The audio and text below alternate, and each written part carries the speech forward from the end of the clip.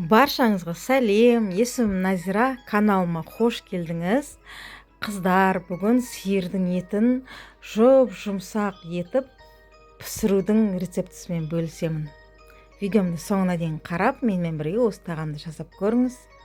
Ол үшін мен сиырдың етін алдым, сүйегі жоқ, кәдімгі қара кесек ет. Енді мына жерде қыздар айып етпеңіздер, мен оң қолым сәл зақымданып қалды. Сол себепті сол қолыммен жасауға тура келіп тұр. Етімді жұқалап, жұқа етіп, саламка қылмаймын, просто жұқа етіп, жаңағы бір кесек етімді жұқалап турап дайындап аламын да, қызып тұрған табаға май ештеңе құймаймын, пиязды салып, оның үстіне етімді саламын. Қыздар, видеомды соңына дейін қарап, осы тағамды менімен бірге жасап көріңіздер. Өте дәмді тағам. Және де сиырдың етін неше түрлі әдістермен пісіруге болады ғой. Маған осы әдіс ұнайды. Өте жұмсақ, әдемі пісіп шығады. Пиязды сковородкаға төсеп аламын да, оның үстіне турап алған етімді салып, енді сосын барып үстіне мендегі сары май, тұштылған сары май, егер тұштылмаған болса да бола береді, сары майды салып, кішкене су құйып, 100 грамм, 150 граммдай су құйып жіберемін да, табамның бетін жауып, баяу отта қайнатып пісіріп алатын боламын. Кішкене татты бұрыш салып жіберемін бетіне.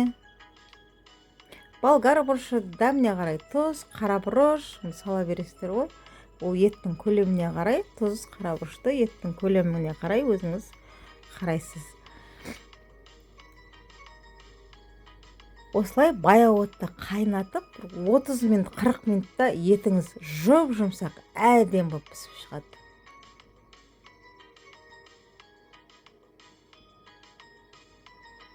Видеомды соңына дейін қарап, каналыма тіркеліп, лайк басып, егер де рецепт ұнаған болса, достарыңызбен бөлісіп қойыңыз. Енді мен бұл тағамға гарнир жасадым. Гарнир менде картофельный пюре. Гарнирді өзіңіздің қалауыңыз бойынша жасасаңыз болады. Пюренің бетіне осы бағанағы піскен етімді әдемелеп тұрып саламын. Ауызашарға осы тағамды жасасаңыз өте керемет, қыздар. Каналымда менімен бірге болғаныңыз үшін сізге көп рахмет. Менің каналымда күнделікті дәмді рецепттер шығады. Сол рецепттерді жіберіп алмас үшін төмендегі подписаться батырмасын басып, тіркеліп алыңыз. Асыңыз дәмді болсын, сау саламатта болыңыз.